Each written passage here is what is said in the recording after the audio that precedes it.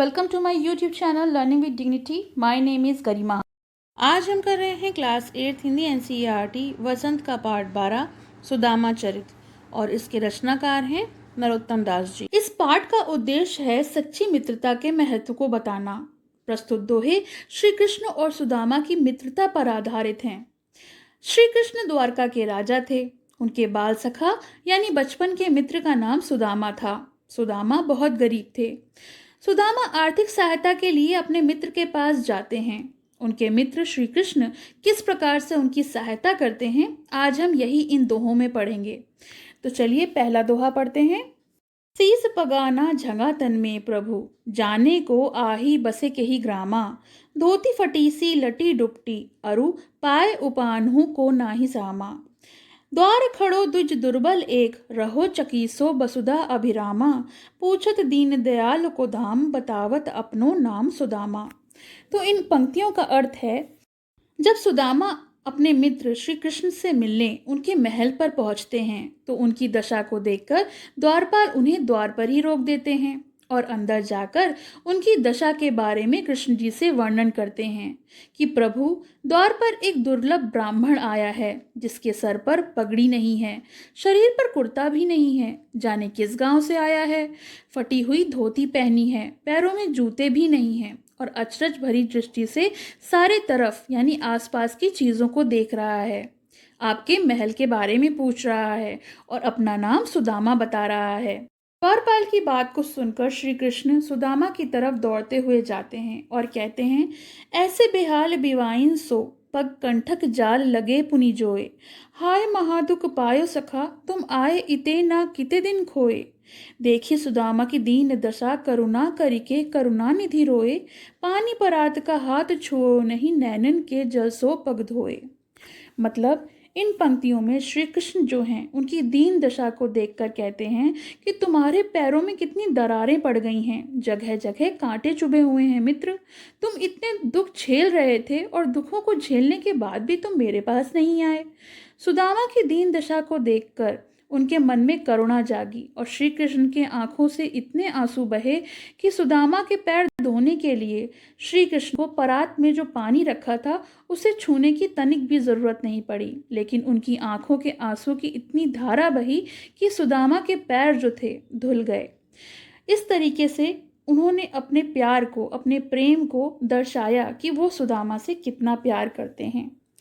फिर शरारती भाव से वो अपने मित्र से कहते हैं, कुछ भाभी हमको दियो, सो तुम काहे न देत। चापी पोटरी काख में, रहे कहो कही हेतु। आगे चना गुरमात देते, ले तुम चाबी न हमें नहीं दीने। श्याम कहो मुस्काए सुदामसो, चोरी की बान में हो चूक प्रवीणे। पोटरी काख में चापी रहे तुम, खोलत नाही सुध रसे भीने। पांछिली बानी अजो न तजो तुम, तेसई भाभी ने तेंदुल कीने। तो इन पंक्तियों के अर्थ में वो उल्हाना देते हुए श्री कृष्ण जो हैं सुदामा को उल्हाना देते हैं, कहते हैं, भाभी ने हमारे लिए कुछ ना कुछ तो जरूर भेजा है भेंट में, वो तुम हमें दे क्यों नहीं रहे हो। उस पोटली को तुमने अपनी बगल में क्यों छुपा के रखा है। एक बार गुरु माता ने हम दोनों के लिए भुने हुए चने दिए थे और तुम चुपचाप अकेले ही अकेले चने चबा गए थे, मुझे दिए तक नहीं थे। श्री कृष्ण सुदामा की ओर मुस्कुरा कर देखते हैं और कहते हैं, चोरी करने में तो तुम बहुत चतुर हो। आज भी तुमने अमृत रूपी वस्तु जो भाभी ने मेरे लिए भेजी है अपने बगल में छिपा के रखी है और तुम उसे स्वयं ही खा जाना चाहते हो। तुमने अपनी चोरी की आदत अभी तक छोड़ी नहीं है, इसीलिए भाभी द्वारा भेजे गए चावल तुम हमें दे नहीं रहे हो। मगर सुदामा जी आगे सोचते हैं, वह पुलकिन, वह उठी मिलनी, वह आदर की बात, वह पठवनी गोपाल की, कछु ना जानी जात। घर घर कर ओढ़त फिरे, तनक दही के काज। कहा भयो जो अब भयो, हरि को राज समाज। हो आवत नाही हुतो, वही पठयो ठेली। अब कीन्हो सुझाए के, बहुधन धरो सकेली। तो सुदामा जी सोच रहे हैं कि कृष्ण जी मुझे देखकर इतना खुश हुए, उठकर उन्होंने प्रेम पूर्वक मुझसे मिला, मुझसे आदर की बातें भी करी, लेकिन विदा करते समय कुछ भी नहीं दिया। ये बात कुछ समझ नहीं आ रही। आज इनके पास इतना बड़ा राज है, इतने बड़े राजा हैं ये। और आज भी वो दिन मुझे याद है कि जब किसी भी घर में हम घी या दही चुराया करते थे तो एक साथ मिलकर खाते थे। यदि मेरी पत्नी जिद नहीं करती तो मैं यहाँ कभी नहीं आता। अब जाकर समझा कर कहूँगा कि मेरे मित्र ने कितना ढेर सारा धन दिया है और इसे संभाल कर रखो। आगे की पंक्तियों में कहते हैं, वैसो ही राज समाज बने गजबाजी घने मन संभ्रम छायो, केंदु परायो कहूँ मार्ग भूली के फेरी के मैं अब द्वारका आयो। भौन विलोकिबे को मन लौचत सोचत ही सब गाँव मझायो, पूछत पांडे फिरे सब सो पर झोपड़ी को कहूँ खोज न पायो। तो अब वो अपने गांव पहुंचते हैं और वहां पहुंचकर सुदामा जी चकित रह जाते हैं, अचरज में पड़ जाते हैं। जैसा राजपाट अपने मित्र कृष्ण को देखकर आए थे, बिल्कुल वैसा ही राजपाट उनके सामने होता है। उन्हें यहाँ अपने गांव में जो दिखाई दिया है, सुदामा जो हैं वो भ्रमित हो रहे हैं और सोच रहे हैं क्या मैं रास्ता तो नहीं भूल गया, या फिर मैं वापस द्वारका ही तो नहीं पहुंच गया, और अपना घर ढूंढने लगते हैं। बहुत कोशिशों के बाद उन्हें अपना घर नहीं मिलता और परेशान होकर वे सबसे पूछते हैं कि यहाँ जो मेरी झोपड़ी थी वो कहाँ चली गई है, लेकिन वो झोपड़ी को नहीं ढूंढ पाते। के वह टूटी सी छानी हती, कह कंचन के अब धाम सुहावत, के पग में पनही ना हती, कह ले गजराजहू ठाड़े महावत। भूमि कठोर पे रात कटे, कह कोमल सेज पे नींद न आवत, के जुड़तो नहीं कूदो सवा, प्रभु के प्रताप दे दाख न भावत। अब सुदामा दीनहीन नहीं रहे, वो अपने मित्र कृष्ण की तरह राजपाट वाले हो गए हैं। अब उनकी दरिद्रता दूर हो गई है और ये सब उनके मित्र कृष्ण ने उनको लिए किया है। बीते दिनों की तुलना जब वो आज से करते हैं तो कहते हैं कि एक वो दिन थे जब सिर छुपाने के लिए एक टूटा सा छप्पर था, छोटी सी झोपड़ी थी, और आज हमारे पास सोने का महल है। वह समय था जब पहनने के लिए जूते तक नहीं थे और आज दरवाजे पर हाथी लेकर महावत खड़े हुए हैं। उस समय कठोर भूमि पर रात काटनी पड़ती थी और सोने के लिए चारपाई और बिस्तर तक नहीं थे, मगर आज कोमल सेज है, सेज यानी बिस्तर, और नींद नहीं आ रही। एक वो समय था जब खाने के लिए मोटा चावल भी नहीं मिलता था और आज प्रभु की कृपा से मेवे मिल रहे हैं। तो भगवान ने, श्री कृष्ण ने अपने मित्र की सहायता हेतु उन्हें भी वो सब कुछ दिया जो उनके पास था और उनकी दरिद्रता को दूर कर दिया। तो यहाँ पर सच्ची मित्रता का महत्व हमने ये समझा कि हमें अपने मित्र का साथ अगर सुख में नहीं तो दुख में भी नहीं छोड़ना चाहिए। यही सच्ची मित्रता होती है कि हम एक दूसरे का साथ हमेशा दें। चलिए इसके प्रश्नोत्तर देख लेते हैं। प्रश्न 1, सुदामा की दीन दशा देखकर श्री कृष्ण का क्या मनोदशा हुई, अपने शब्दों में लिखिए। तो उत्तर है, सुदामा की दीन दशा को देखकर श्री कृष्ण अत्यंत दुखी हुए। दुख के कारण श्री कृष्ण की आंखों से आंसू बहने लगे। उन्होंने सुदामा के पैरों को धोने के लिए पानी मंगवाया, परंतु उनकी आंखों से इतने आंसू निकले कि उन्हीं आंसुओं से सुदामा के पैर धुल गए। प्रश्न 2, पानी परात का हाथ छुए नहीं नैनन के जल सो पग धोए। पंक्ति में वर्णित भाव दिया हुआ है, इसका वर्णन अपने शब्दों में कीजिए।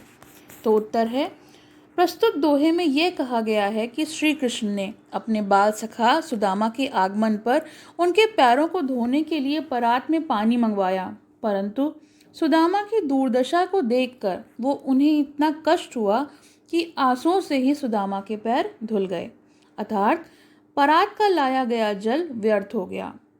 प्रश्न 3, चोरी की बान में हो जू प्रवीणे। उपयुक्त पंक्ति कौन और किससे कह रहा है? तो उत्तर है, यहाँ श्री कृष्ण अपने बाल सखा सुदामा से कह रहे हैं। दूसरा, यह कथन की पृष्ठभूमि स्पष्ट कीजिए। तो उत्तर है, सुदामा की पत्नी ने श्री कृष्ण के लिए भेंट स्वरूप कुछ चावल भिजवाए थे। संकोच के कारण सुदामा ने श्री कृष्ण को भेंट में वो नहीं दिए, परंतु श्री कृष्ण सुदामा पर दोष आरोपण कर रहे हैं कि तुम इसको चोरी कर रहे हो और हमें पहले से ही नहीं दे रहे हो, तुम तो पहले से ही चोरी करने में निपुण हो। प्रश्न गा, इस उपालंब यानी शिकायत के पीछे कौन सी पौराणिक कथा है? तो उत्तर है, इस उपालंब के पीछे एक पौराणिक कथा है। जब श्री कृष्ण और सुदामा आश्रम में अपनी अपनी शिक्षा ग्रहण कर रहे थे, उस समय एक दिन वह जंगल में लकड़ियां एकत्र करने जाते हैं और गुरु माता उन्हें रास्ते में खाने के लिए चने देती हैं। सुदामा श्री कृष्ण को बताए बिना चोरी से चने खा लेते हैं। उसी चोरी की तुलना करते हुए श्री कृष्ण सुदामा को दोष देते हैं। प्रश्न 4, द्वारका से खाली हाथ लौटते समय सुदामा मार्ग में क्या क्या सोचते जा रहे थे? वह कृष्ण के व्यवहार से क्यों खींच रहे थे? सुदामा के मन की दुविधा को अपने शब्दों में प्रकट कीजिए। तो उत्तर है, द्वारका से खाली हाथ लौटते समय सुदामा का मन बहुत दुखी था। वह कृष्ण द्वारा अपने प्रति किए गए व्यवहार के बारे में सोच रहे थे कि जब वे कृष्ण के पास पहुंचे तो कृष्ण ने आनंद पूर्वक उनका आदर सत्कार किया। क्या वह सब दिखावटी था?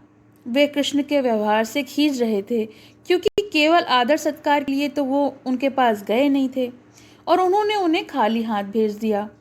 वे तो कृष्ण के पास जाना ही नहीं चाहते थे, परंतु उनकी पत्नी ने उन्हें भेजा था। उन्हें इस बात का पछतावा हो रहा था और मांगे हुए चावल भी हाथ से निकल गए।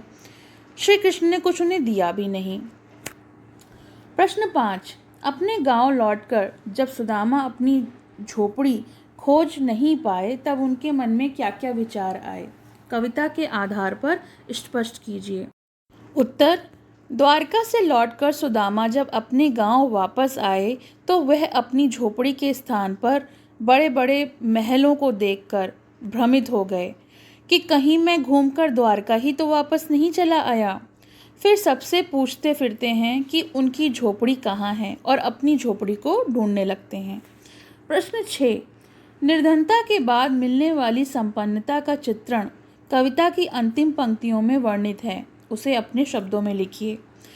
उत्तर है, निर्धनता के बाद श्री कृष्ण की कृपा से सुदामा को धन संपदा मिलती है। जहाँ सुदामा की टूटी फूटी सी झोपड़ी थी, अब वहाँ पर स्वर्ण भवन है, यानी सोने का महल। कहाँ पहले पैरों में पहनने के लिए चप्पल भी नहीं थी और अब पैरों से चलने की आवश्यकता ही नहीं, क्योंकि अब तो घूमने के लिए हाथी और घोड़े हैं। पहले सोने के लिए केवल कठोर भूमि थी, मगर आज कोमल सेज है जिस पर नींद ही नहीं आती। कहाँ पहले खाने के लिए मोटे चावल भी नहीं मिलते थे और आज प्रभु की कृपा से खाने के लिए मेवे, किशमिश, मुनक्के भी उपलब्ध हैं, परंतु मेवे तो उन्हें अच्छे नहीं लगते। तो ये प्रश्नोत्तर हो गए और ये कविता भी हो गई। आपको कैसी लगी कमेंट सेक्शन में मेंशन करिए और पसंद आए तो लाइक का बटन ज़रूर दबाइए। पसंद आया हो तो लाइक करें, शेयर करें और चैनल को सब्सक्राइब करें।